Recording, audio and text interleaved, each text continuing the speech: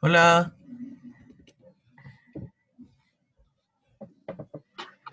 ¿cómo Hola, es? hola a todos.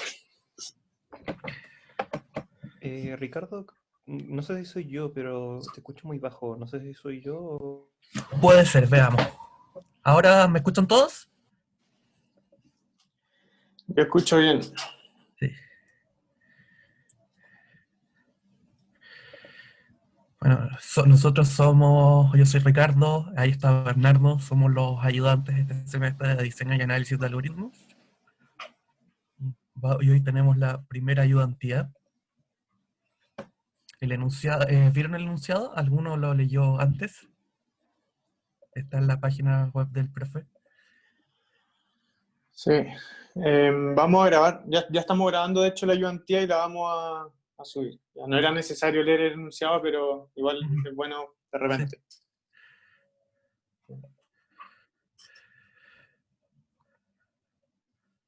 No, no pasa nada si no saben. Lo otro. Vamos a estar haciendo, al menos por ahora, las ayudantías juntos. Entonces, también uno va a estar desarrollando la ayudantía, el otro puede estar pendiente del chat, pero también pueden preguntar por el micrófono y así lo hacemos más dinámico. La idea también es que participen harto. No sé si Ricardo quiere decir algo. No, nada más. Esperamos Ya. que tengan un buen semestre y ánimo. Sí. Y lo último es que hablamos con Marcelo y todo lo que se vea en la ayudantía se puede usar en las pruebas. Ustedes deben saber que el formato del curso ha cambiado harto. El semestre pasado no habían pruebas, ¿ya? Pero fue medio caótico. Entonces, este semestre hubo como una mezcla. Antes era súper tirado para las pruebas, ahora el año pasado fue súper tirado para los algoritmos, para las tareas, y entonces la ayudantía no servía mucho, y por eso nosotros también quisimos como hacerlo bien de acuerdo con lo que el profe va a evaluar, eh, tratar de que les sirva el Sí, máximo. en las dos interrogaciones y el examen, que la primera es en octubre, todavía tenemos tiempo de estudiar. Ya. Si no hay nadie más que tenga alguna pregunta, podemos partir, ya somos hartos. Yo ¿Qué tengo opináis una... tú? Aspiramos. Dale, Felipe. eh, me da un poco de miedo como que la prueba sea como tan a futuro porque siento que hacer como mucho contenido, entonces quiero como... Yo creo que lo mejor es como ir estudiando a poco, pero tampoco sé muy bien cuál sería la mejor forma de ir estudiando poco a poco. Como ayudantes, ¿qué me recomiendan? Yo creo que una parte bien importante es entender a fondo las demostraciones de clase y tratar de replicarlas tú por tu cuenta. Pero si quieres ejercitarte más, está el libro que sale en el programa, que es ¿cómo se llama, ¿Cuál de Ricardo? todos? Cormen, Ese, el Cormen. sí, Sí. es como Que ese tiene harto ejercicio, tiene harta teoría, bueno, las clases están más o menos basadas en eso, al sí. principio al menos. El libro es Ya, muy grande, pero si uno mira capítulos pequeños son súper digeribles y tienen hartos problemas y buenos problemas. Entonces, sí, pero yo diría, mi orden sería como primera prioridad entender la materia de clase, las demostraciones de clase, después entender los problemas de la ayudantía, y si de ahí te sobra tiempo, me tiraría a resolver problemas como de esos libros. sí. Igual la prueba va a ser, según lo que nos contó Marcelo, no es como de 2 horas, sino que es del día. Ya, así que tampoco se estresen por eso. Yo creo que todo esto ya de la pandemia ya tiene suficiente estrés. Ya, ¿alguien tiene alguna más? ¿Otra pregunta?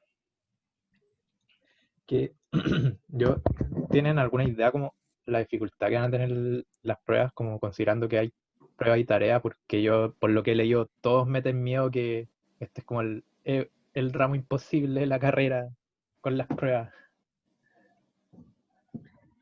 No sé si Marcelo le habrá comentado algo.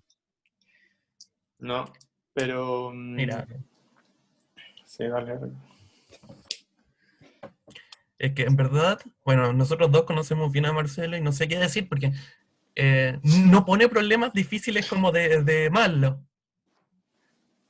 sino que, no sé, a todos los profes les pasa a veces que uno pierde. Estamos Y no grabando, tengan miedo, Juan no Carlos. partan. Es la primera. Ya, vamos en 6 minutos de la primera ayudantía y ya están todos muertos de miedo. Sí, las tareas al Ánimo. menos son bien factibles, ¿ya? Y lo otro que les quería recomendar era que en ese sentido no traten de llegar y programar cualquier cosa, porque en general son cosas demostrables. Y sobre las pruebas, eh, hay que estudiar harto, ¿ya? Pero no son cosas, en general si uno se mete a la página del profe y ve las notas de los cursos pasados, no son cosas así tan terribles que todos se sacaron rojo y nadie pasó, ¿ya? Así No que, estudiar a última hora, ese es un buen tip. sí, ya.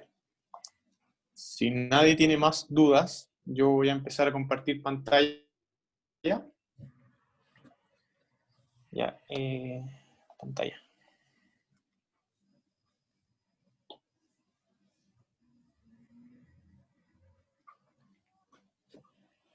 Ya. Entonces, bueno, en clase vieron un poco sobre la complejidad asintótica, los órdenes de complejidad asintótica. Es bien importante que para este curso ustedes manejen bien todos estos conceptos que quizás en discreta no se veían tan profundos o quizás no se entendían, ¿ya? Porque también hemos sido ayudantes de otros ramos y vemos que en eso falta un poco. Entonces esta ayudantía está más bien basada, bueno, en general en el curso van a ver todo esto de los órdenes de complejidad y, y hay que practicar con eso, ¿ya? Pero una vez que empiecen a practicar, todo va a salir más fluido, ¿ya? Así que no se preocupen tanto, es algo súper entendible si uno le pone un poco de tiempo, ¿ya? Entonces, vamos a partir con la primera pregunta, que a mi gusto es súper importante porque nos permite usar los límites para poder decidir si es que alguna función está en el orden de otra función o si no está, ¿ya? Y de hecho, más adelante en la pregunta 2b vamos a ver una aplicación de esto y es súper cómodo, ¿ya? Para la demostración, obviamente, vamos a usar la definición de límite, pero ustedes después pueden llegar y ocupar eh, esta propiedad de los límites, ¿ya? Entonces, sean f y g, que va de los naturales a los reales positivos, y ahí el no nulas está de más, ¿ya? Porque los reales positivos ya no nulas. ¿Ya? Y supongamos que el límite de f partido en g existe y es igual a L. ¿Ya? Entonces vamos a demostrar hoy día vamos a demostrar A y B. El C es idéntico a cómo se demuestra la A, ¿ya? Solamente que hay que demostrar también para la cota inferior, pero vamos a ir paso a paso, ¿ya? Entonces tenemos que demostrar primero que si es que convergen a 0, entonces f pertenece a O de G y G pertenece a O de F, ¿ya? Entonces vamos a partir acá. Cualquier cosa nos prende el micrófono y preguntan, ¿ya? Ya, entonces, la primera. Bueno, tenemos que el límite de n tiende a infinito de f de n partido en g de n es igual a L, ¿ya? Vamos a suponer que existe en este caso, ¿ya? Y vamos a recordar que f pertenece a O de G, ¿ya? Si existe un C perteneciente a los reales positivos, existe un N0 perteneciente a los naturales, ¿ya? Tal que para todo n mayor o igual a N0, para todo n mayor o igual a N0, tenemos que f de n es menor o igual a C por G de N. ¿Ya? ¿Qué es lo que significa esto? Que desde cierto punto en adelante existe una constante, bueno, existe una constante que desde cierto punto en adelante la función f va a crecer menos rápido que la función g por una constante, ¿ya? Por esta constante que dijimos. ¿Ya? Y cuando definimos el omega de g, solo para recordar también, tenemos que f pertenece a omega de g, ¿ya? Entonces, es exactamente lo mismo acá. Existe un C perteneciente a los reales, positivo, existe un natural perteneciente a los naturales, tal que para todo n mayor o igual a n0, y acá cambia un poco la cosa, C por G de n es menor o igual a F de n, ¿ya? Entonces es como una cota inferior. Ya. Ahora partamos con la primera pregunta, la A. ¿Ya? Entonces, lo que nos dicen es que el límite es igual a 0, ¿ya? Entonces, el límite de n, cuando n tiende a infinito, de f de n partido en g de n. ¿Puedes volver a la pregunta, por favor? Sí. Igual el enunciado ¿Está el está enunciado dónde? en la página de Marcelo, marceloarenas.cl, Ya, la voy a buscar. Gracias. ya, en ayudantías. Pero acá está lo que estamos...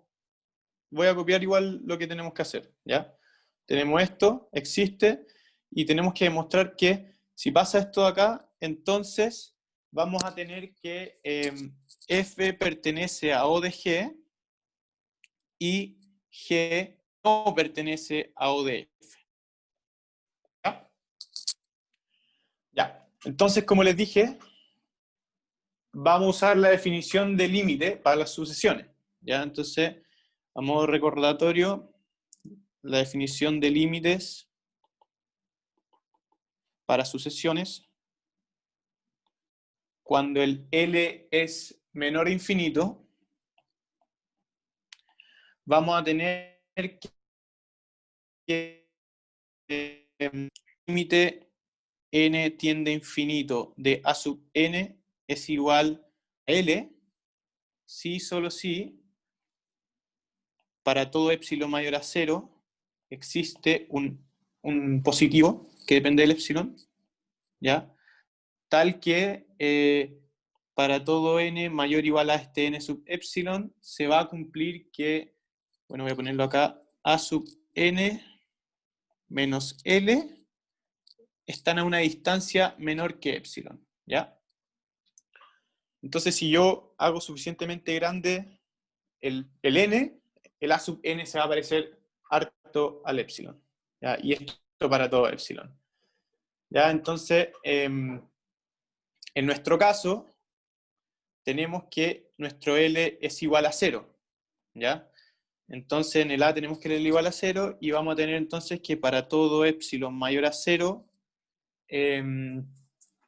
existe un natural, o sea, existe un número positivo del epsilon, tal que para todo n mayor o igual a este número, se va a cumplir que f de n partido en g de n menos el 0 van a estar a una distancia menor a epsilon, ¿ya? Y por cómo hicimos el enunciado, sabemos que f y g son positivas, ¿ya? Entonces, esto es equivalente a que, bueno, no sé si equivalente, pero hay una implicancia de que f partido en g, ¿ya? Va a ser menor que epsilon, ¿ya? Entonces, eso es lo que nosotros obtenemos por el límite, ¿ya? Entonces, ¿qué es lo primero que vamos a demostrar? Por demostrar uno, vamos a demostrar que f pertenece a O de G, ¿ya? Entonces nosotros queríamos, suponiendo esto, vamos a mostrar por separado este y después este, ¿ya? Entonces,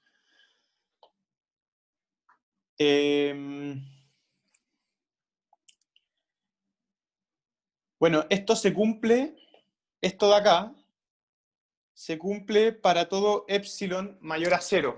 A nosotros, cuando queremos decir que f es O de G, nos basta solamente con un real positivo. ¿Ya? Entonces, en particular,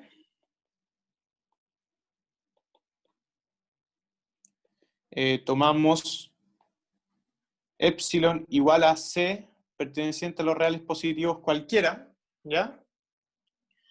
Y vamos a tener que para este C existe un n sub C mayor a 0, ¿ya?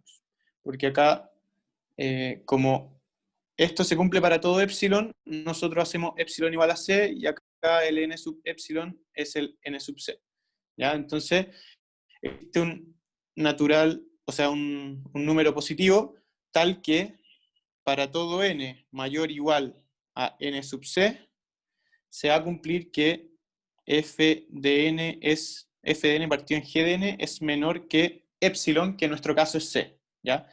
Y esto, si pasamos multiplicando el g, nos dice que f de n es menor que c por g de n, ¿ya?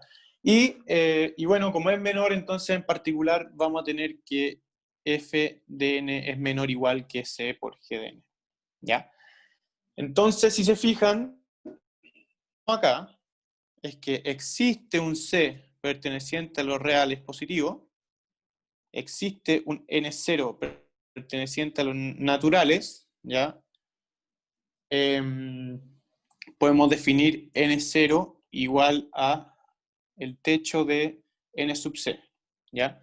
¿Por qué el techo? Porque nosotros queremos que sea un natural y sabemos que se cumple desde n sub c en adelante, ¿ya? Entonces existe un n sub c perteneciente a los naturales, tal que para todo n mayor o igual a n0 se va a cumplir que f de n es menor o igual a c por g de n, ¿ya?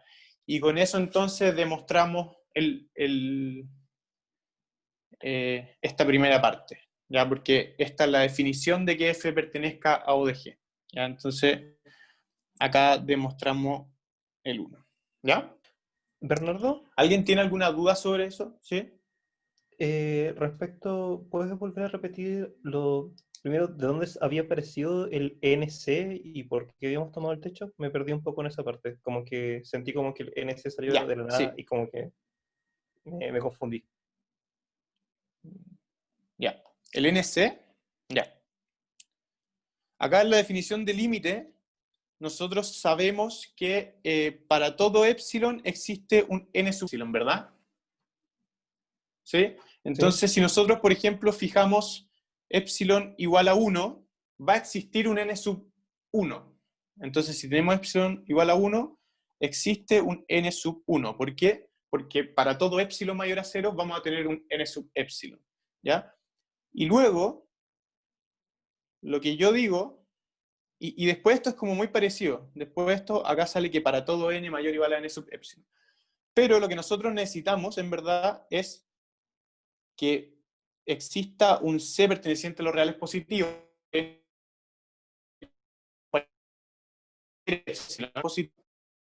¿ya? N0 perteneciente a los naturales, ¿ya? Entonces, si yo acá te dijera, ya mira, acá yo tomé C igual a 1, entonces existe un C perteneciente a los reales positivos, ¿ya? Pero acá el N sub C pertenece a los reales positivos, porque es mayor que 0. Y nosotros necesitamos que pertenezca a los naturales. En verdad, para el orden de...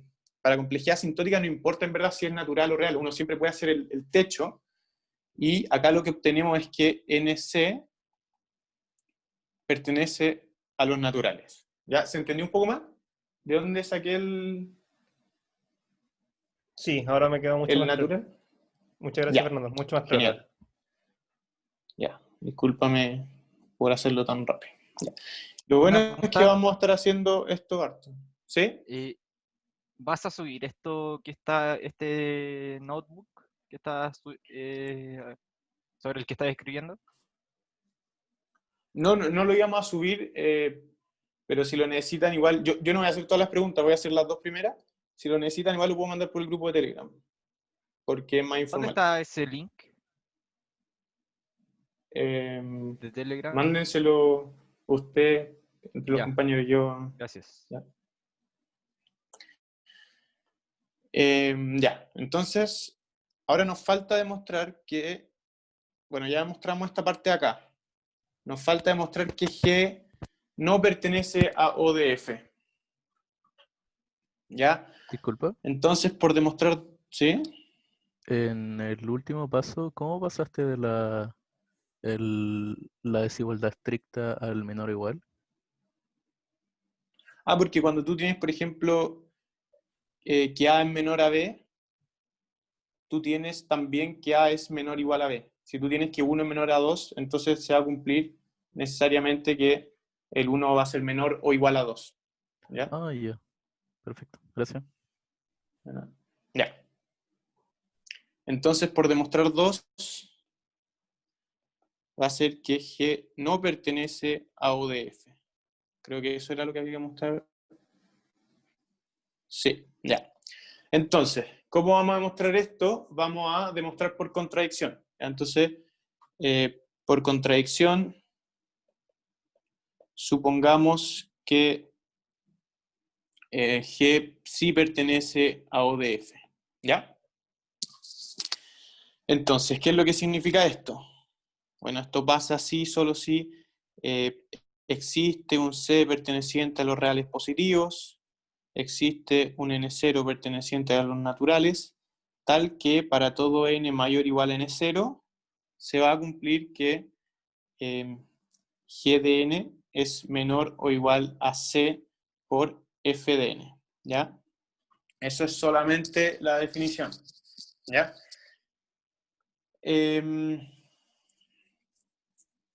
Bueno, porque por la definición del límite, nosotros sabemos que, bueno, tenemos que el límite de n tiende a infinito de f de n partido en g de n es 0, ¿ya? Y por la definición sabemos que para todo epsilon mayor a 0 existe un n sub epsilon mayor que 0, tal que para todo n mayor a este número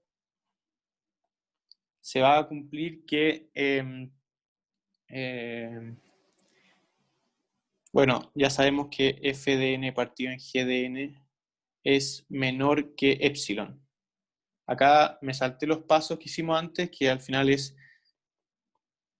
esto lo que debería poner, pero el L es 0 y sabemos que f y g son funciones positivas.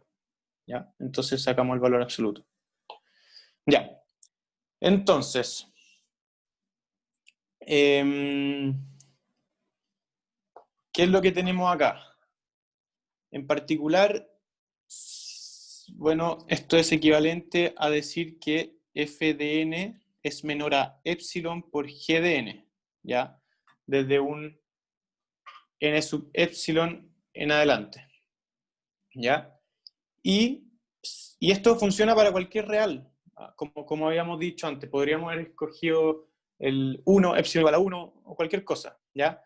Pero, en este caso, escojamos, tenemos que escoger con un poco más de truco, pero no es casi nada, ¿ya? Si escogemos un...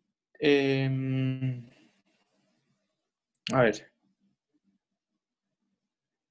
Ya. Si escogemos epsilon igual a 1 partido en C, en donde C pertenece a los reales positivos, ¿ya? Cualquiera, vamos a tener que...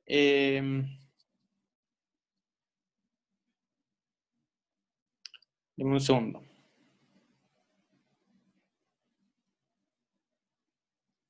Ya. Entonces, no, acá tenemos que escoger el epsilon.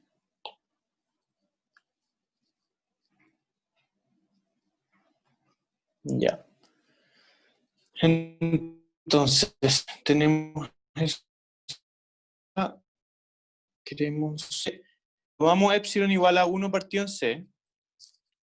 Existe un n sub epsilon mayor a 0, ¿ya? Tal que para todo n mayor o igual a n sub epsilon, nuestro epsilon es 1 partido en C, se va a cumplir que f de n es menor que epsilon por g de n, ¿ya? Pero el epsilon es 1 partido en c. Entonces podemos cambiarlo directamente y vamos a tener que esto es 1 partido en c, ¿ya? Y si pasamos el c multiplicando, nos va a quedar que c por f de n es menor que g de n, ¿ya? Para todo n mayor al n sub epsilon. ¿Ya? Entonces, acá tenemos dos cosas.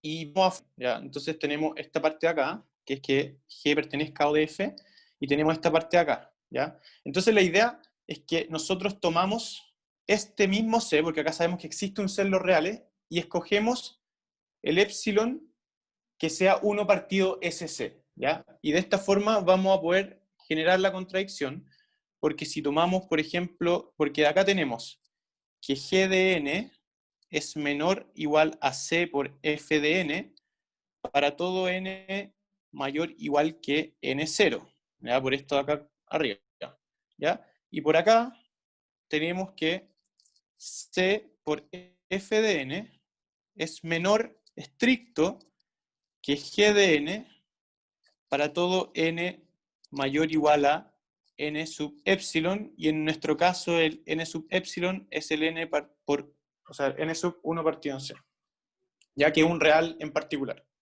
¿ya? Y si juntamos estas dos cosas, entonces para todo n mayor o igual al máximo entre estas dos cosas y el n sub epsilon, vamos a tener que c por f de n es menor a g de n, ¿ya? Porque esto se va a cumplir porque en particular se cumple cuando es mayor o igual a n sub epsilon, pero en este caso estamos en el máximo, entonces sí o sí es mayor o igual a n sub epsilon. Y por el otro lado se va a cumplir que g de n es menor o igual a c por f de n, ¿ya? Y esto también se cumple por la misma razón, ¿ya? Entonces aquí llegamos a una contradicción. La contradicción es que c por f de n es menor estricto que c por f de n, ¿ya? Entonces concluimos que G no pertenece a O de f, ¿ya? No sé si a alguien le entra alguna duda sobre lo que hicimos. Solamente fuimos aplicando la definición del límite y la definición del orden. Bernardo, ¿Sí? no me quedó claro lo del máximo. ¿Por qué como el máximo? Como que no me quedó claro. Claro, porque esto de acá se cumple solamente si el n es mayor o igual al n0, ¿verdad? ¿Sí? Ya, y esto de acá Sí. se cumple solamente si el n es mayor o igual al n sub epsilon.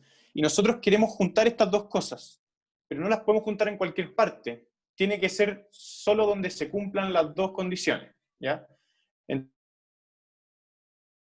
Entonces, por ejemplo, si acá este se cumple en n0 igual a 8, y este se cumple en n sub epsilon igual a 10, entonces, para que se cumplan las dos condiciones, se tiene que cumplir el máximo de los dos, ¿ya? O sea, tenemos que tomar un n suficientemente grande.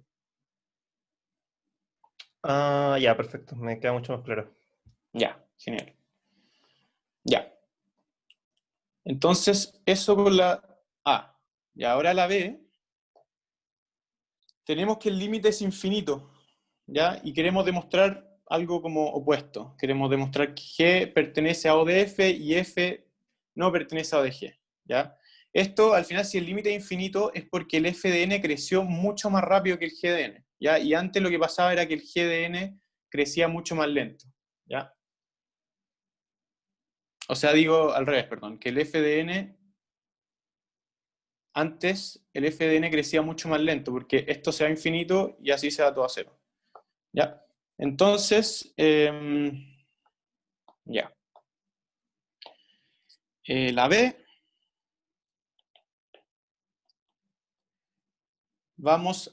voy a definir cuál es el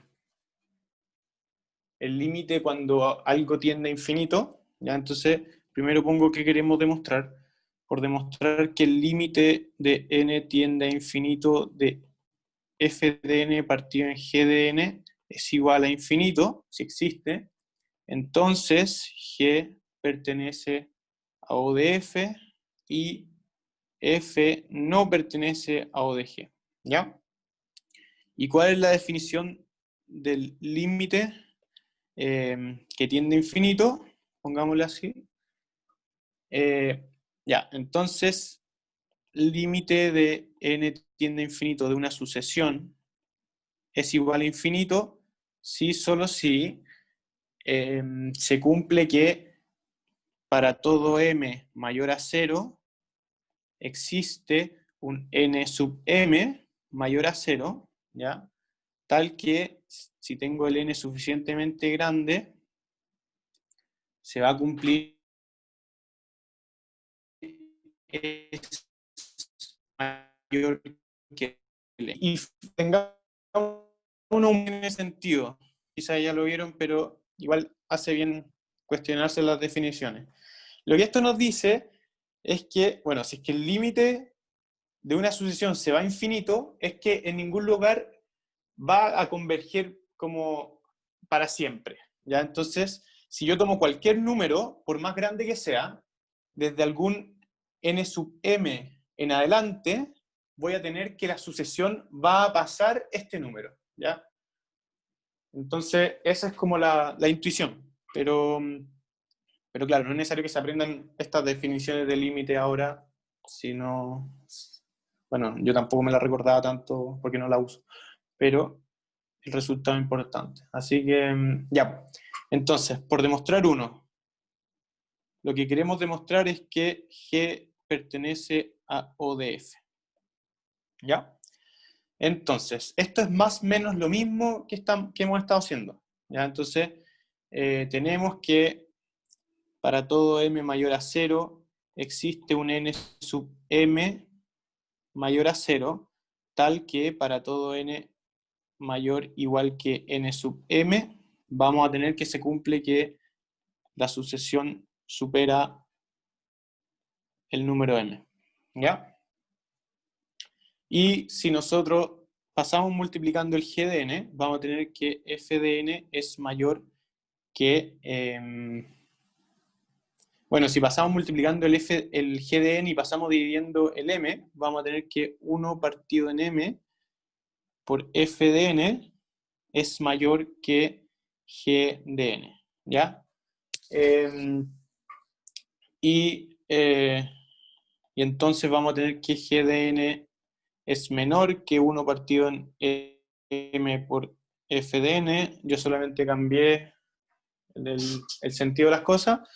Y como tenemos que es menor, en particular es... no, nos interesa que sea... Ya. En particular es menor o igual. Ya.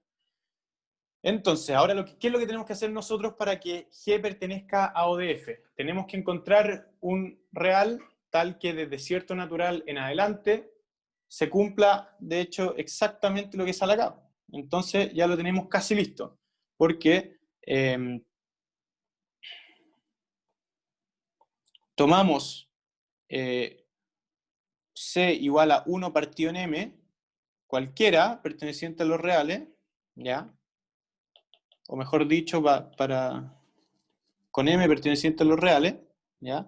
Entonces, de esta forma, el C va a pertenecer a los reales, positivo, ¿ya? Y vamos a tener que existe un C perteneciente a los reales positivos, ¿ya? Y si tomamos también n sub 0, como antes, el techo de n sub m, esto entonces va a pertenecer a los naturales, ¿ya? Y va a existir un n sub 0 perteneciente a los naturales, tal que para todo n mayor o igual a n sub 0 se va a cumplir esto de acá, ¿ya? Entonces se va a cumplir que g de n es menor o igual a 1 partido en m, pero sabemos que 1 partido en m es igual a c. Entonces vamos a tener que esto es c por f de n, ¿ya? Y eso es exactamente la definición que nosotros estábamos buscando. Entonces G va a pertenecer a O de F. Ya, si se fijan, es como muy parecido a lo que hicimos antes. ¿Ya? Solamente que usando otra definición del límite. Ya, no sé si alguien tiene alguna duda de esto. Para pasar al segundo, que es también por contradicción. ¿Ya? Ya, entonces, por demostrar 2, vamos a demostrar que F no pertenece a O de G. ¿Ya? Entonces, de nuevo, por contradicción, supongamos que F sí pertenece a O de G. ¿Ya? ¿Y qué nos dice esto? Que existe un C perteneciente a los reales positivos, existe un N0 perteneciente a los naturales, tal para todo n mayor o igual a n sub 0, se va a cumplir que f de n es menor o igual a c por g de n. ¿Ya? Eso solamente por la definición del orden. ¿Ya? Entonces,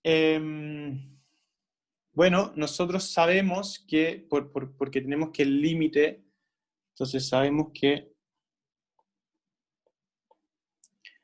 el límite de n tiende a infinito de f de n partido en g de n es infinito, y esto, por la definición, vamos a tener que para todo m mayor a 0 existe un n sub m mayor que 0, tal que para todo n mayor o igual al n sub m se va a cumplir que f de n partido en g de n es mayor que nuestro m.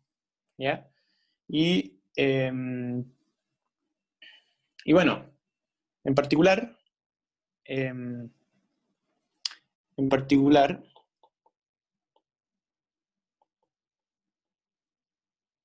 si tomamos para cualquier C perteneciente a los reales positivos, se cumple esto. Entonces, nosotros sabemos que para cualquier M se cumple. Entonces, si tomamos este C, este que existe acá, por el orden, digamos que es un C específico, si tomamos este C de, voy a poner acá gato, para C de la ecuación del gato, vamos a tener que esto también se cumple. Entonces va a existir un n sub c mayor que 0, ¿ya?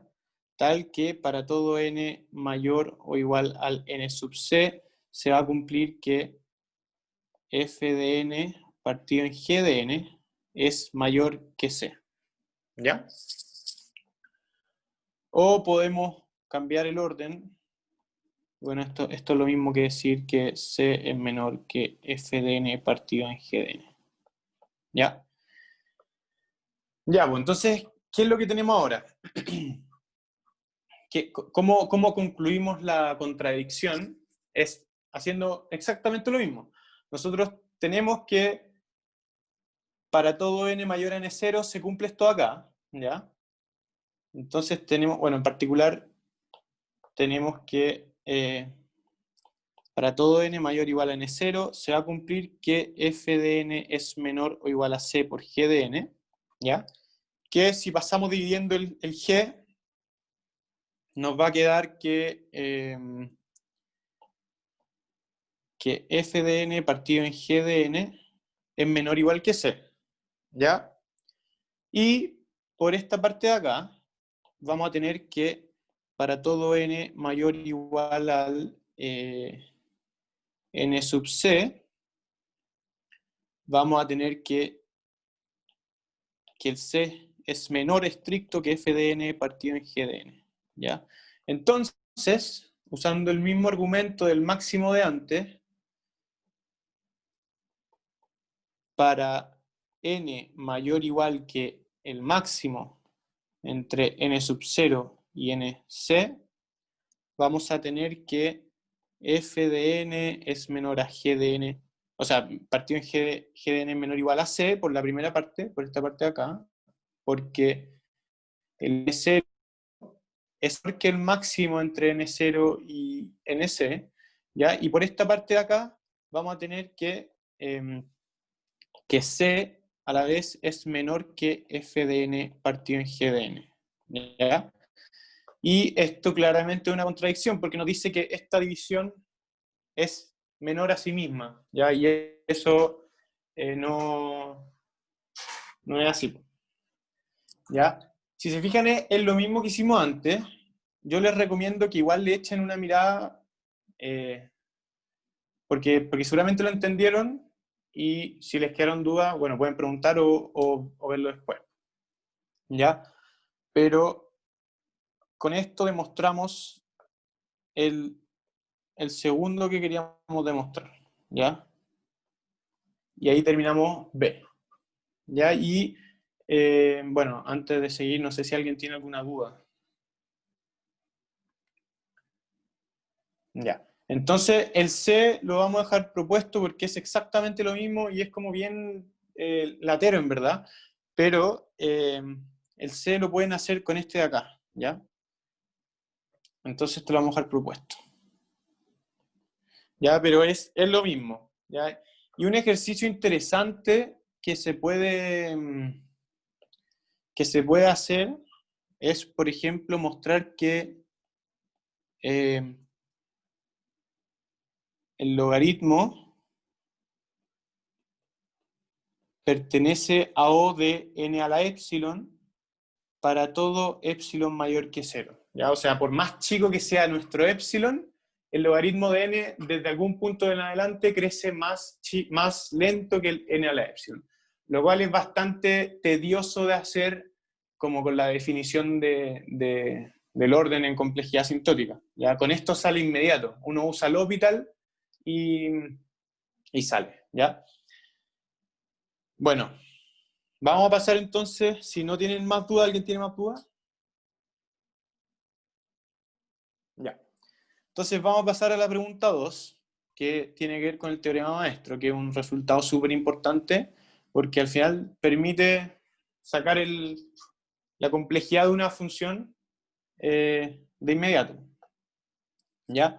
Entonces, solo por el tiempo, vamos a hacer bien rápido el A, para que Ricardo alcance a hacer la pregunta 3, pero el B es un poquitito más largo, ¿ya? Entonces, ya, ejercicio 2.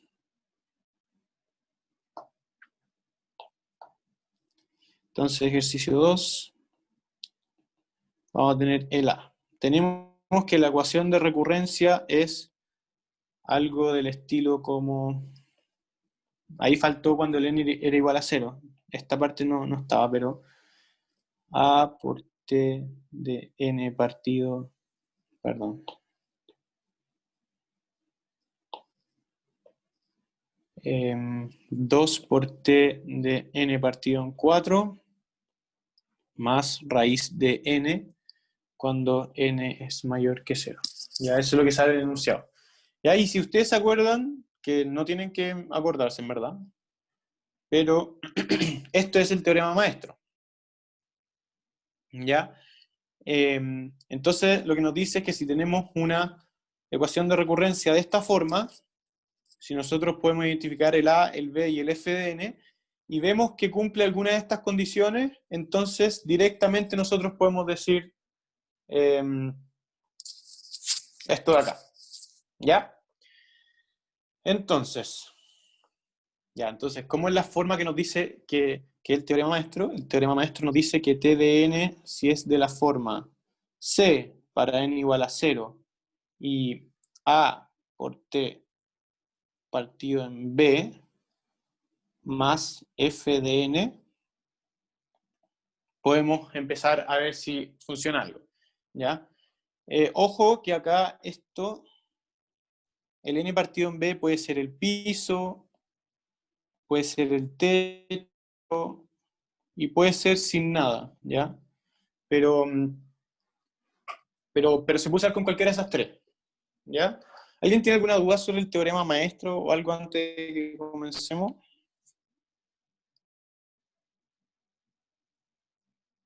Ya.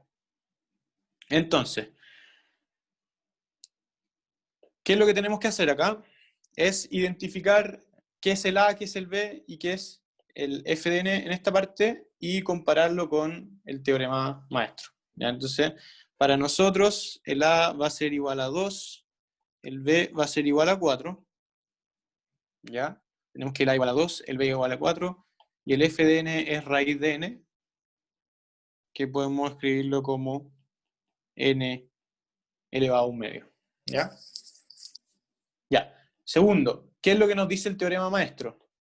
Tenemos que sacar logaritmo de a en base b y después hacer n elevado a ese resultado. Entonces, tenemos que logaritmo de a en base b es igual a logaritmo de 2 en base 4, que eso es un medio, y por lo tanto, n a la logaritmo de a en base b va a ser n a la 1 medio. ¿Ya? Ya, y ahora que tenemos n a la logaritmo de a en base b, lo único que nos falta es compararlo, ver si es alguna de estas condiciones. ¿Ya? Entonces, si nosotros reemplazamos acá, nosotros tenemos que n logaritmo de a en base b es igual a n a la 1 medio. ¿Ya? Y tenemos que el f de n es igual a n a la 1 medio. ¿Ya? Entonces, ¿qué condición cumple? Se puede ver bien directamente en este ejercicio. La segunda. La segunda, porque tenemos que, entonces vamos a tener que f de n, que es igual a n a la 1 medio, va a pertenecer a teta de n a la 1 medio, ¿ya? Que esto, recordemos que era teta de n a la logaritmo de a en base b, ¿ya? Si se fijan, esta es la condición que decía su compañero, ¿ya? Y si es que se cumplía esto, entonces nosotros decir que pertenece a esto de acá, ¿ya? Entonces llegamos y decimos que por el teorema maestro vamos a tener que t de n va a ser teta de, bueno, acá es n a la log de a en base b por logaritmo de n, ¿ya? Y nosotros sabemos que n a la log de a en base b es lo mismo que n a la 1 medio por logaritmo de n, ¿ya? Y ahí termina la versión del teorema maestro. Si se fijan, es súper simple de usar. ¿Cuándo se puede usar? ¿Ya? Porque de repente no se puede usar. Y de hecho, eso vamos a ver en la pregunta B. ¿Ya? Ya. Entonces, ¿qué es lo que nos dice la pregunta B? ¿Puede ser ocupado el teorema maestro en la ecuación de recurrencia definida acá? Y bueno, y después dicen, calcule la cota asintótica, una cota asintótica superior de t de n, ¿ya? Y asumiendo que n igual a 2 a la k, que es lo que se hace en general. Ya, entonces, lo lógico sería mostrar que no se puede usar, porque si no el ejercicio no tendría mucho sentido. Ya. Entonces voy a copiar esto acá. Y lo que nos dice es que B tenemos t de n igual a 1 cuando n es igual a 0 y 4 t de n medios más n cuadrado log n cuando n es mayor que 0. ¿Ya? Entonces, si nosotros volvemos acá al teorema maestro, tenemos que identificar el A, el B, el f de n, ¿ya? Entonces, en este caso, nuestro A es lo que acompaña a la ecuación de recurrencia, que es esto acá, y eso es 4. El B es lo que divide al n, y eso es 2. Y el f de n es lo que yo estoy sumando, y eso es n cuadrado log de n. ¿Ya? Entonces, de nuevo, tenemos que calcular logaritmo de a en base b, y eso es logaritmo de 4 en base 2, y eso es 2.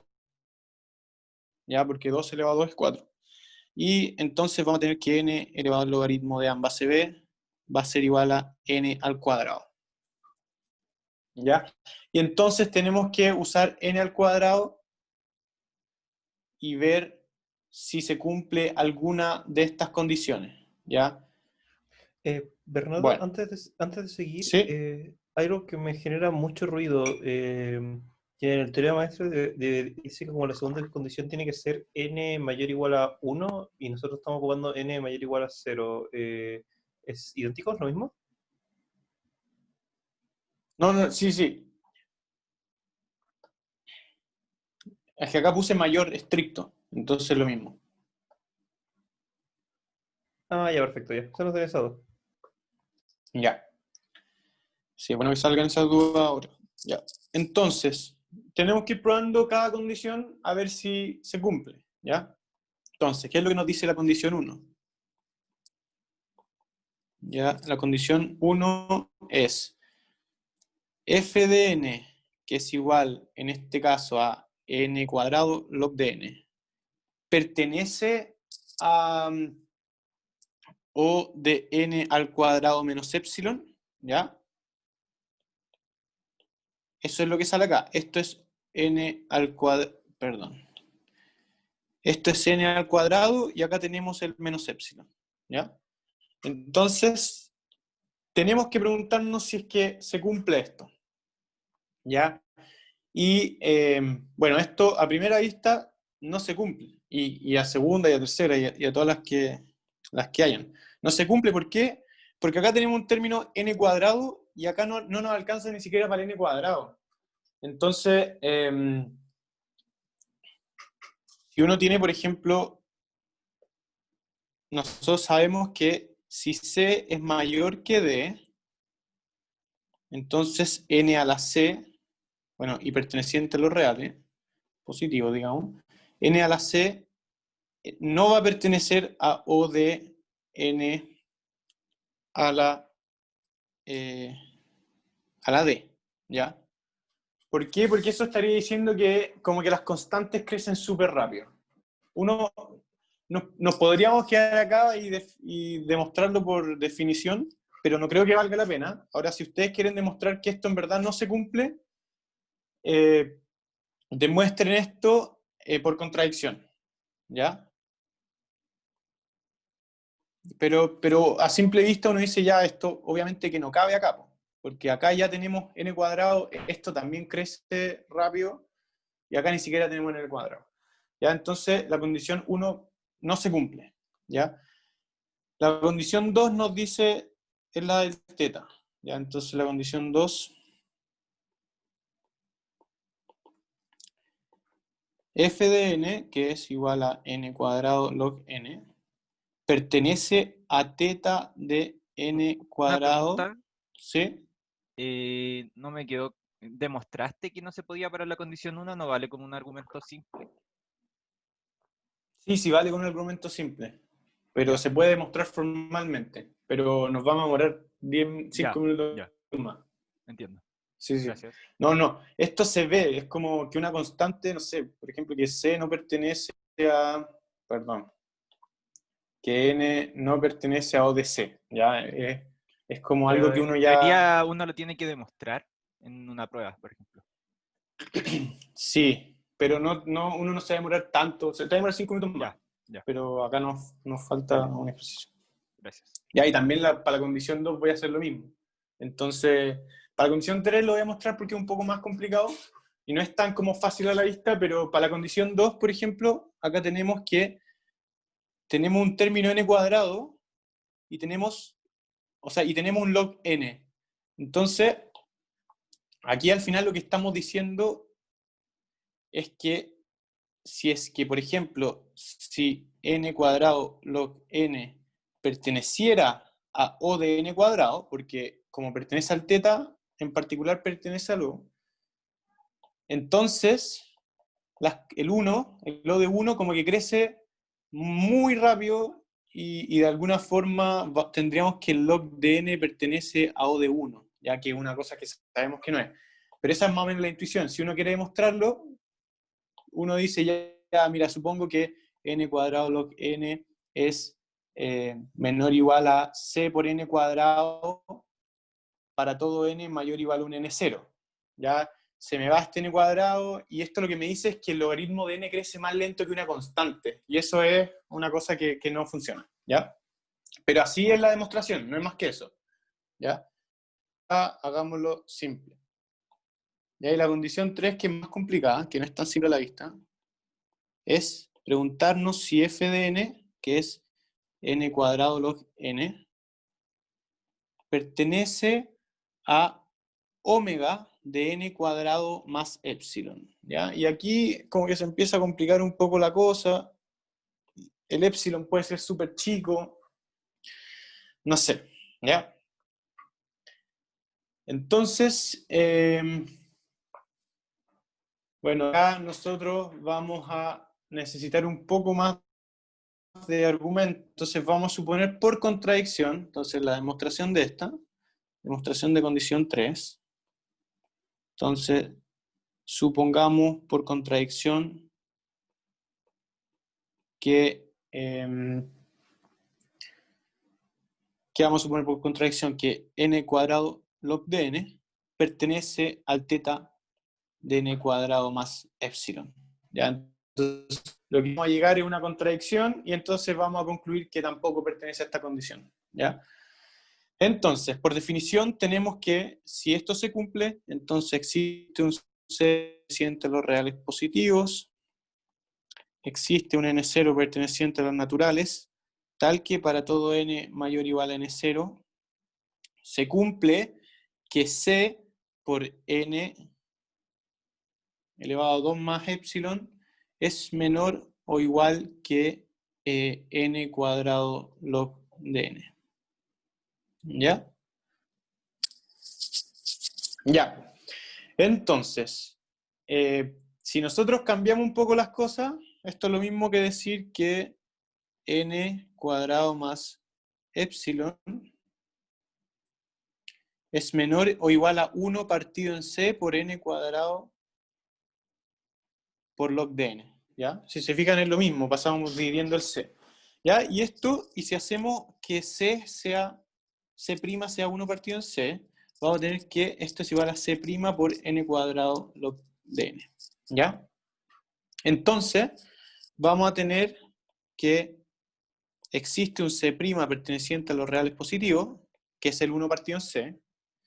Existe un n0 perteneciente a los naturales, que es el mismo n0, tal que para todo n mayor o igual a n0 se va a cumplir que n cuadrado más epsilon es menor o igual a n cuadrado log de n. ¿Ya? Y si se acuerdan, esto es la definición de que del orden, pues esto es la definición de que n cuadrado más epsilon pertenece a O de n cuadrado log n. ¿Ya? Y con esto ya estamos casi listos, porque podemos usar la definición del límite, ya que usamos en la 1A. Entonces, por 1A, nosotros tenemos que el límite de n tiende a infinito de n cuadrado log n partido en n cuadrado más epsilon. Ya, esto es lo mismo que el límite de, podemos sacar este n cuadrado y nos va a quedar log n partido en n a la epsilon. ¿Ya? Y si se acuerdan, cuando L'Hopital lo podía usar cuando esto era infinito partido en infinito, 0 partido en 0. Ya en este caso tenemos que, cuando hacemos n infinito, log de n se nos va al infinito, y n a la epsilon también se nos va al infinito, para cualquier epsilon. Ya, entonces, vamos a tener que esto es lo mismo que el límite de n tiende a infinito de log de n derivado partido en n a la epsilon derivado. Y esto por L'Hopital. ¿Ya? Y si calculamos las derivadas de estas dos cosas, vamos a tener que esto es 1 partido en n, y esto es epsilon por n elevado a epsilon menos 1, ¿ya? Pero este n de acá se viene multiplicando acá abajo, y entonces nos va a quedar que esto es el límite de n tiende a infinito de 1 partido en epsilon por n a la epsilon, ¿ya? Y cuando hacemos el n infinito, esto de acá se nos va al infinito, ¿ya? Entonces todo esto de acá se nos va a 0. ¿Ya? La parte de abajo se nos va al infinito, entonces toda la parte se nos va a 0, y entonces vamos a tener que esto es igual a 0, ¿ya? Entonces tenemos que el límite de esta cosa es igual a 0, y por el 1a habíamos mostrado que si es igual a 0, entonces, bueno, este pertenece a O de este, pero este no pertenece a O de este, ¿ya? Entonces lo que vamos a tener es que por 1a vamos a tener que n al cuadrado más epsilon no pertenece al O de n cuadrado log n, ¿ya? Y eso es la contradicción, porque, si se acuerdan, acá habíamos llegado a que n cuadrado más epsilon sí pertenecía a O de n cuadrado log n, y acá llegamos a que no, ¿ya? Entonces con eso demostramos que tampoco se cumple la condición 3.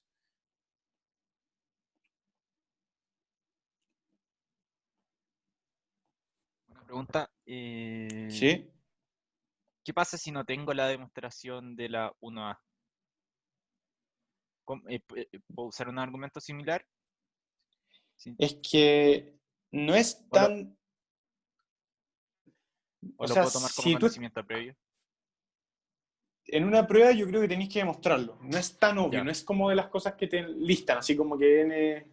Ya. ¿Ya? Pero si tú ya estás trabajando, por ejemplo, con complejidad computacional, esto ya se sabe, ¿ya? Y oigan, miren, no sé si alguien tiene alguna duda de este desarrollo. Ya. Entonces, para que Ricardo pueda hacer la pregunta 3, acá nos falta hacer una cota asintótica, ¿ya? Que es básicamente lo que ustedes estuvieron haciendo con los algoritmos. Estuvieron suponiendo que el n es una potencia de 2 y después lo fueron como expandiendo. Dijeron, ya, t de n es, por ejemplo, t de n medio, entonces después lo poniste n de cuarto y vais reemplazando, ¿ya? Pero no vamos a alcanzar. Yo les voy a subir porque este video lo vamos a subir a YouTube, y ahí les voy a poner la solución de lo que sigue de acá, ¿ya? Para que se queden tranquilos y también para que Ricardo pueda hacer este ejercicio. Ya no sé si alguien tiene alguna duda. ¿Vas a subir la lámina a Telegram? Sí, se las mando. ¿Y el resto de la solución dónde va a quedar? ¿En YouTube? O puedo subirlo al video de YouTube, mejor. Voy a subir todo el video de YouTube. ¿Ya? Ya, bueno. Ya, Ya, gracias. eso. Dale, Ricardo. Ya. ¿Me escuchan ahora? Sí. Sí. Sí se escucha. Ya. Entonces, vamos con el problema 3, que es sobre merge sort. Ya.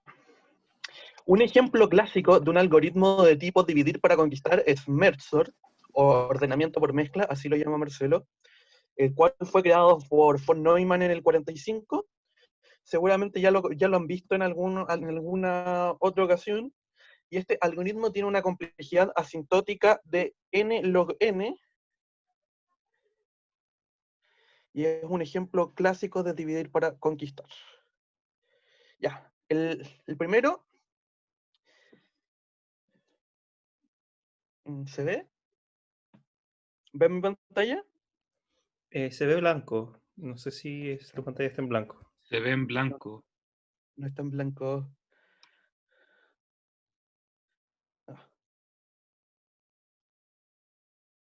Ya, ahora sí. Sí, ahora sí. Ya. Entonces, ya, es el algoritmo merge sort, que ya lo deben conocer, que tiene una complejidad asintótica de O n log n. La parte A es probar que el algoritmo tiene complejidad n log n. No nos alcanza el tiempo para hacerlo completo, pero un bosquejo de cómo uno lo hace es... Uno tiene dos subrutinas. La rutina merge, que combina, tarda tiempo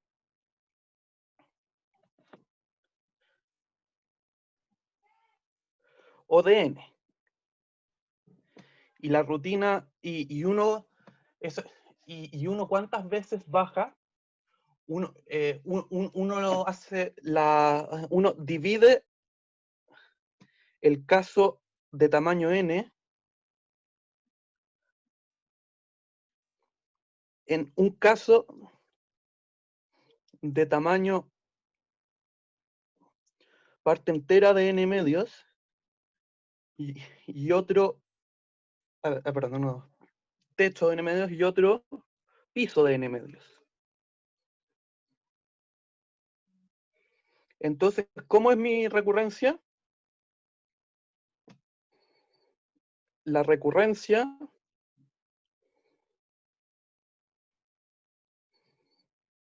de merge sort es como si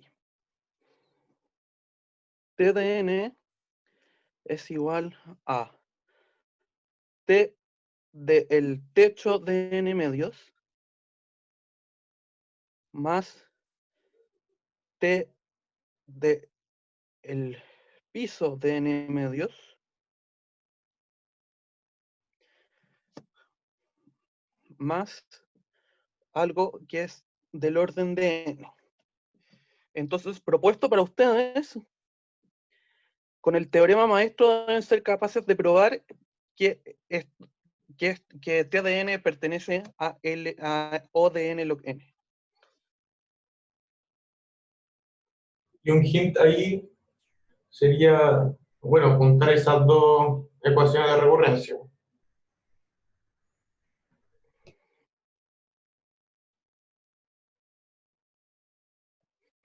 Vía teorema maestro.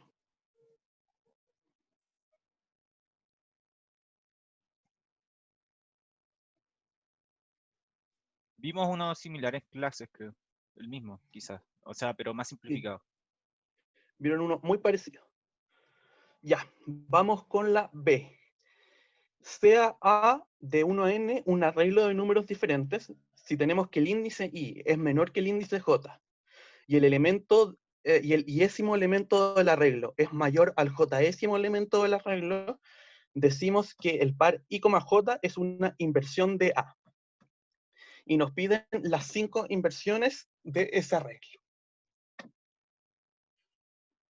Entonces, esto básicamente solo para chequear si entendimos bien lo que era una inversión. Entonces, inversiones en, lo voy a escribir, en este arreglo 2, 3, 8, 6 y 1. Ya. Este arreglo tiene 5 inversiones. ¿Cuáles son? ¿Qué era una inversión? Es un par ordenado de índices que están desordenados entre sí. Buscamos los pares i, j, tales que a sub i es más grande que a sub j. Y el i es mayor que el j. O sea, el j es mayor que el i. J mayor que i. Exacto. Entonces, ¿cuáles son? Miren. ¿Quién es el primer elemento es 2 y el quinto elemento es 1. Entonces tengo que 1,5 es una inversión. ¿Qué otra inversión más hay? El segundo y el quinto.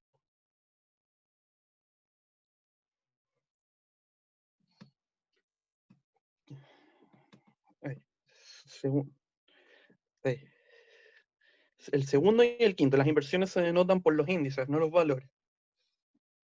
¿Qué otra inversión hay? El tercer elemento es más grande que el cuarto.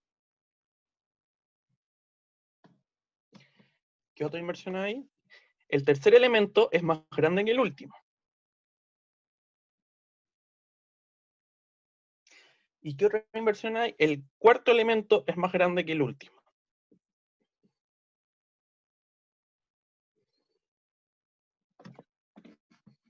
Muy bien, entonces entendimos lo que era una inversión.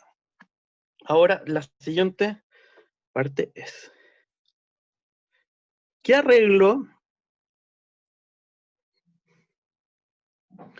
con elementos del conjunto de 1 hasta n tiene más inversiones?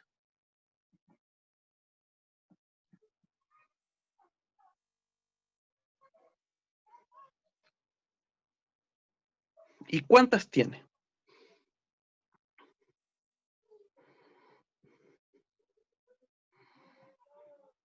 ¿Qué creen? Ya, Un arreglo primero, ordenado de mayor a menor. exacto. ¿Entienden todos? ¿Como que les nace pensar eso? Ese sería como ¿O el peor caso de un insertion sort, algo así. sí, es el peor caso? Ya, ¿y cuántas tiene? La sumatoria de n. N cuadrado. ¿Quién dijo la sumatoria de n? Yo. Es casi. Casi. Estás casi. En este arreglo, I, J es una inversión.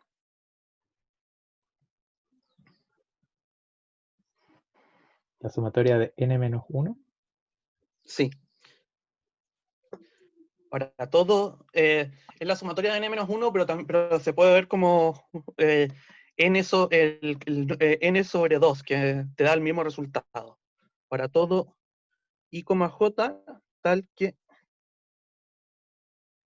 estén entre 1 los que cumplan esta condición, que sean distintos, que el J sea más grande y que estén entre 1 y n. Sí. Y la cantidad de pares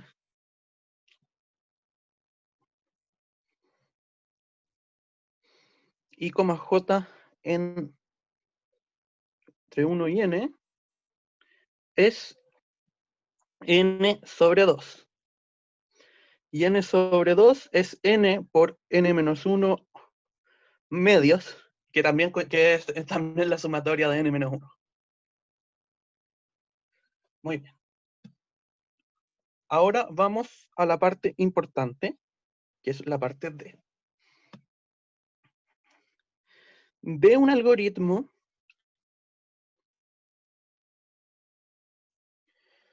que cuente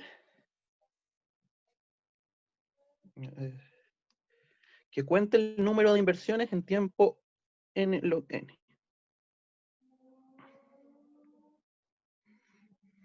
¿Qué es dar un algoritmo, escribir un pseudocódigo? Sí. O podrías escribir un párrafo también. Depende Ya, de la entiendo. depende del contexto. Acciones en un arreglo. Que es distinto a que yo te pida que pruebe que un algoritmo calcula algo. Arreglo en tiempo o en log. Ya. Para las tareas de programación que les van a mandar, tienen que tener súper clara esta intuición. Onda, ya. Una intuición. Ese no era el mejor color. Ya. Una intuición. Que si les piden algo en O, N log n, siempre es buena idea ver si se puede resolver con dividir para conquistar. Eso es como les debería hacer clic. Si les piden haga esto en n log n, deberían pensar, voy a ver si me sale con dividir para conquistar.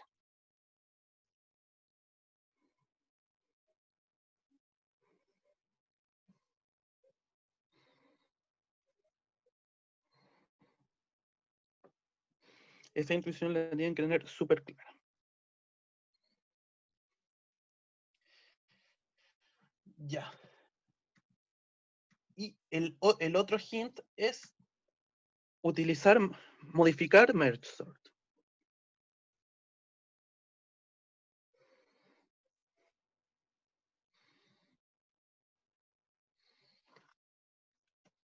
Ya, ¿cómo funcionan los algoritmos dividir para conquistar? Tienen una parte, siempre tienen una parte donde uno divide el problema en problemas más chicos y otra parte donde uno combina las soluciones a problemas más chicos para construir la solución a un problema grande. Entonces, una pequeña pregunta, ¿alguien tiene clases después? ¿O se tiene que ir pronto? No sé, pero bueno, igual esto va a quedar grabado. Ya, entonces, idea. Todavía no vamos a escribir algoritmo, esto es como lo que estamos pensando.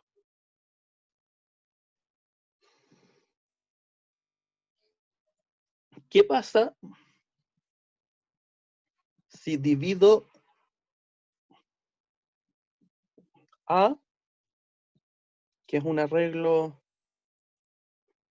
de n elementos, en... Esto no le voy a llamar A, le voy a llamar D. En A igual de 1 hasta un M y un B de A sub M más 1 hasta A sub N. Esto le voy a llamar...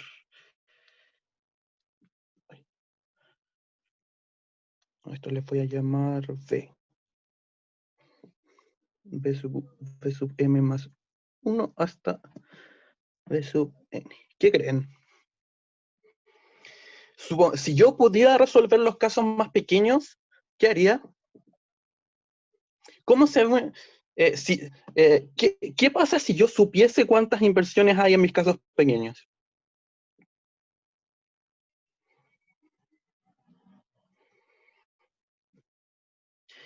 Esto es como hacer trampa, pero es una técnica, es una forma de pensar que sirve harto. ¿Qué pasa si yo conociese las inversiones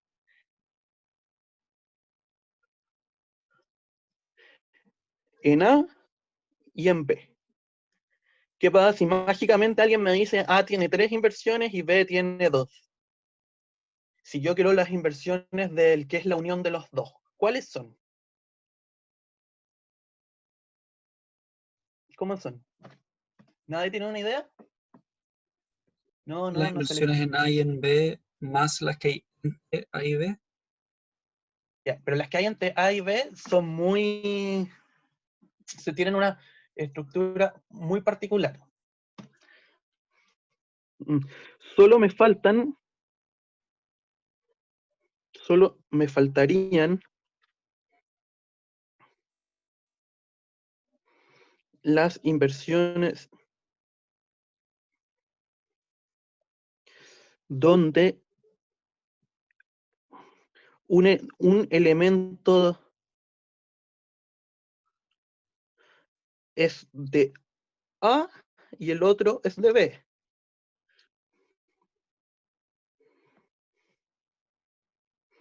¿Y cómo se vería esto? Es decir que A sub I, A sub J con A sub I en A sub J en B, ¿y qué tiene que pasar? Que A sub J sea mayor a A sub I. Ya. Entonces, si yo pudiera si yo tuviera las inversiones de los problemas más chicos, lo único que tengo que ver es si los elementos de uno de los arreglos, del arreglo A, está invertido respecto a uno del arreglo B.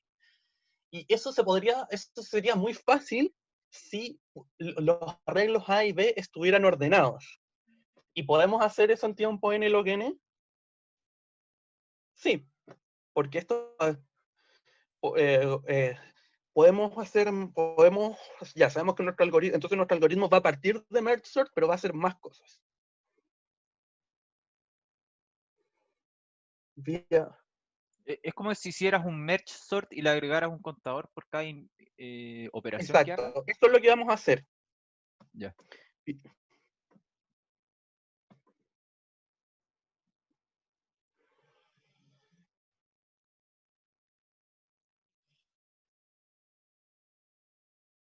Ya. Si A y B están ordenados, ¿cómo cuento las inversiones que hay entre elementos de A y elementos de B?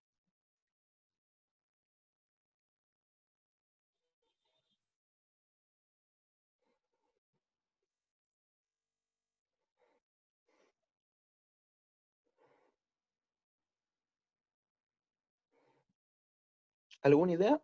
Saco el primero de cada uno, ¿cierto? Y voy viendo de cuántas mayores, algo así. Algo parecido. ¿Se acuerdan cómo funcionaba? Digamos que este es mi arreglo A,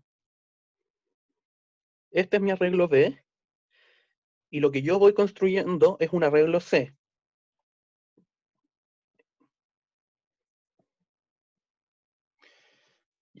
Aquí, no sé, aquí tengo A sub I, A sub I más 1, A sub I más 2, aquí tengo B sub I, B sub I más 1, B sub I más 2. Ya. ¿Cómo funciona la rutina merge? Tengo el C, cuando construyo el C, que es el producto del merge, miro acá y miro acá. Este es el A y este es el B. Tengo un contador en cada posición, ¿cierto? Tengo que va marcando una posición de hasta donde tengo listo. ¿Qué hago? Miro dónde está miro cuál es el primero del subarreglo que me queda y digo cuál es el más pequeño en ese proceso. ¿Qué pasa cuando el merge en merge sort elige el primero de A? ¿Qué pasa si elige el A sub I? Significa que todos los elementos del B son una posible, ¿cómo se llama? Inversión. No, al revés, significa que ninguno. ¿Ninguno? Significa que estaba en la posición correcta al final. Sí.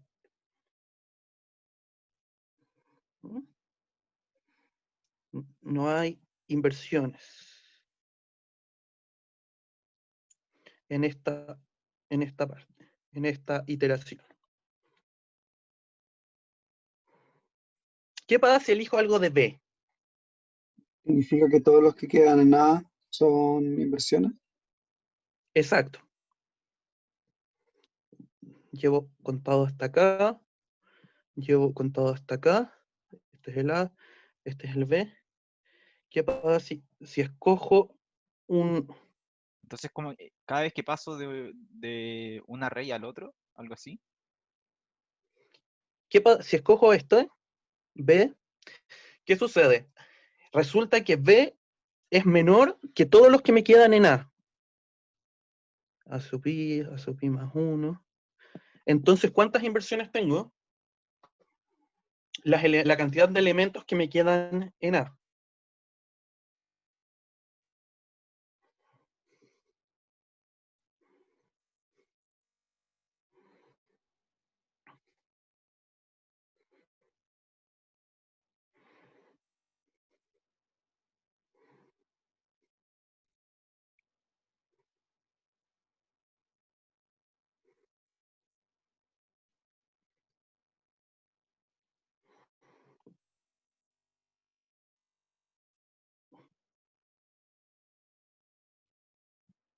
¿Se va entendiendo?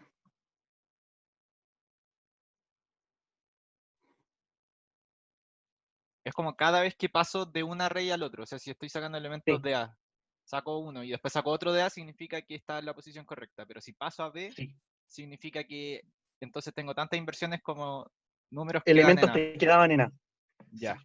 Y si ahora vuelvo a sacar un elemento de B, ese estaba en la posición correcta y así sucesivamente, ¿o no? Así sucesivamente, exactamente. Ya, Ya. bueno, gracias. Y ahora, ¿por qué esto funciona? ¿Cuánto tiempo tardamos en hacer esto?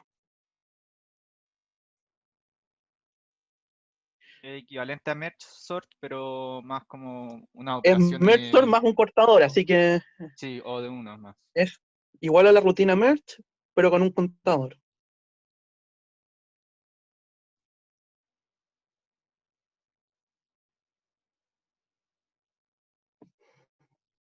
Luego tardamos ODN en esta subrutina. ¿Y cuántas veces la llamamos? Y hacemos recursión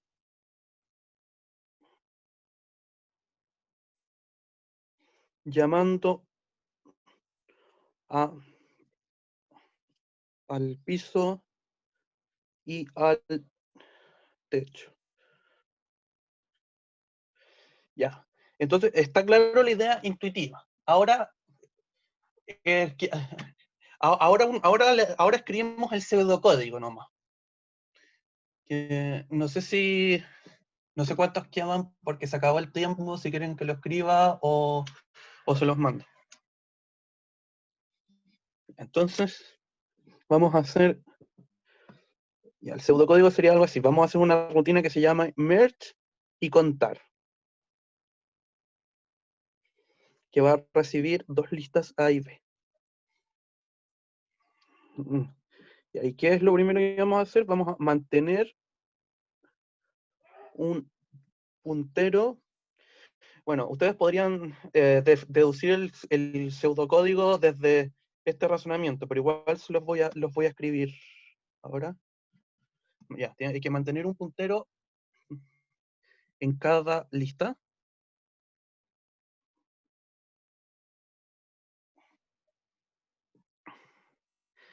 Que mire hasta el elemento del frente.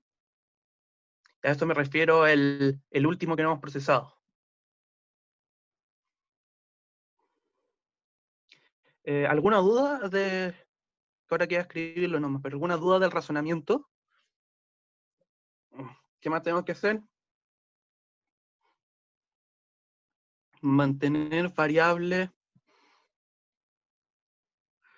conteo con el número, la inicializamos el 0 de inversiones.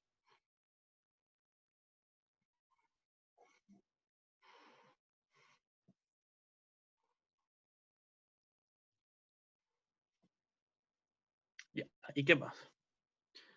Tenemos que, mientras A y B no estén vacías, ¿qué vamos a hacer? Sea A sub I y A sub J los elementos a los que apunta el puntero. B sub J le voy a poner mejor.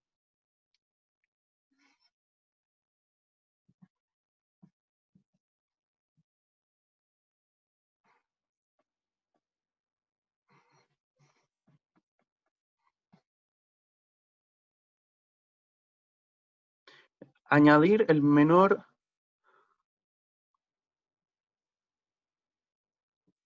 a la lista C,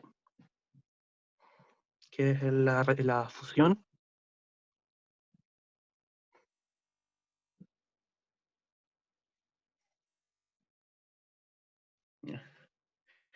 ¿Y qué va a pasar? If B sub I es menor, perdón, B sub J es menor que A sub I, entonces Entonces, entonces, ¿qué vamos a hacer con el contador? Le puse contar o conteo. Conteo. Entonces, conteo más igual la cantidad de elementos en A.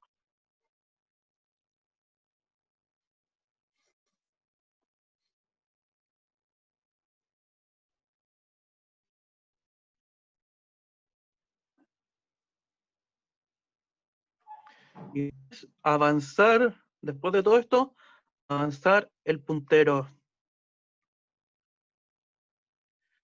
de donde esté el menor. Marcar que ya lo vi. Esta es la rutina de que hago en cada iteración. ¿Y qué pasa si quiero que también lo ordene? Entonces, esto ya. Cuando una de las dos está vacía,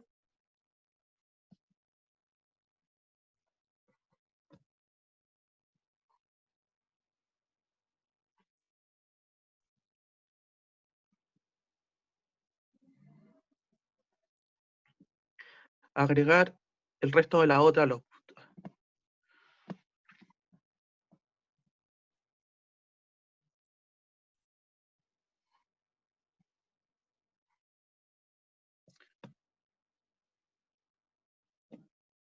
Ya. Y esta es la función. Ya, esta rutina es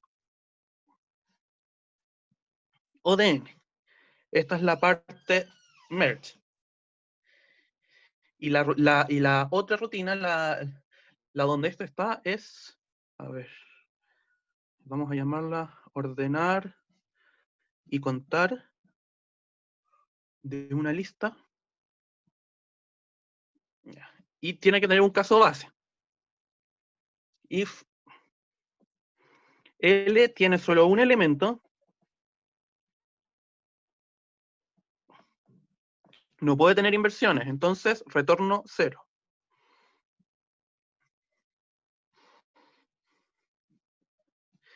Else, ahora vienen las llamadas recursivas. Divido L en A y B con A los primeros techo de n medio elementos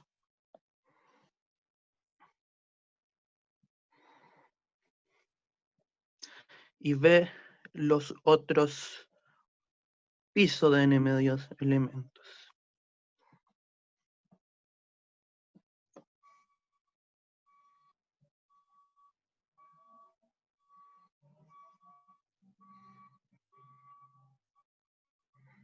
Y de ahí, ¿qué tengo que hacer? Tengo que llamar a ordenar y contar de A, ordenar y contar de B, y a la otra rutina que le puse exacta, merge y contar de A, B.